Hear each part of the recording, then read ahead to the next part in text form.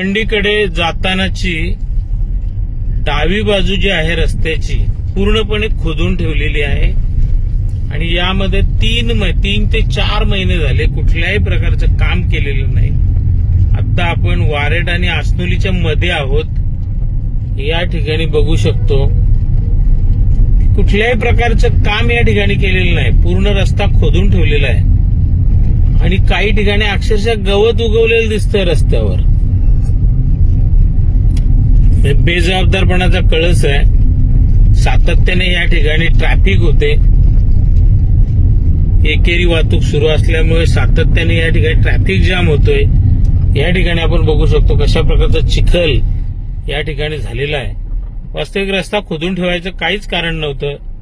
4 महिन्यात जर काम पूर्ण करता येत नसेल तर रस्ता खोदून ठेवण्याचं काही कामच नव्हतं। मात्र बेजबाबदारपणा या ठिकाणी दिसून येतो सार्वजनिक बांधकाम विभागाचा।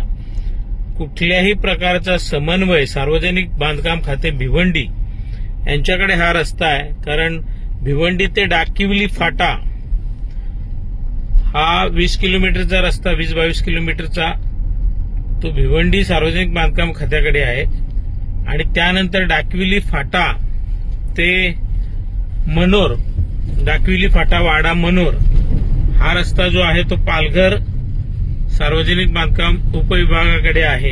इथं आपण बघू शकतो रस्ता खोदून ठेवलाय। कुठल्याही प्रकारचं काम नाही। अस्तित्वातील रस्त्यावर कुठल्याही प्रकारची दुरुस्ती करण्यात आलेली नाही। सार्वजनिक बांधकाम उपविभाग भिवंडी यांच्याकडे हा रस्ता आहे आणि त्यांचा बेजबाबदारपणाचा कळस या ठिकाणी दिसून येतोय। कुठल्याही प्रकारचं काम या ठिकाणी होताना दिसत नाही। म्हणजे रिपेअरिंगचं पण नाही आणि 4 महिन्यापासून खोदून ठेवलेल्या रस्त्यावरही काम करण्यात आलेलं नाही आणि याच्यावर कोणाचाही अंकुश नाही। वारंवार याबाबत जनतेकडून मागणी केली जाते, पत्रव्यवहार केला जातो, अनेकदा आंदोलनं केली गेली, मात्र त्याबाबतही कुठल्याही प्रकारची जी दखल आहे ती सार्वजनिक बांधकाम विभाग भिवंडी उपविभाग या ठिकाणी उपविभागीय अभियंता आहेत गीते म्हणून त्यांचा कुठल्याही प्रकारचा यामध्ये कंट्रोल दिसत नाही आणि अतिशय बेजबाबदारपणा त्यांचा सातत्याने दिसत। त्यांचा कुठल्याही प्रकारचा फोन लागत नाही।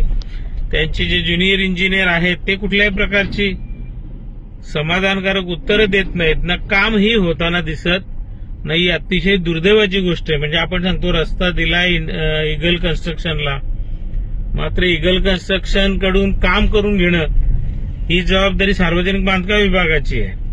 जर त्यांना ते शक्य नसेल त्यांनी तो जबाबदारी सोडून द्यायला पाहिजे। मात्र जबाबदारी घेतले आणि ते कुठल्याही प्रकारचं काम करताना या ठिकाणी दिसत नाहीत हे अतिशय दुर्दैवाची गोष्ट आहे।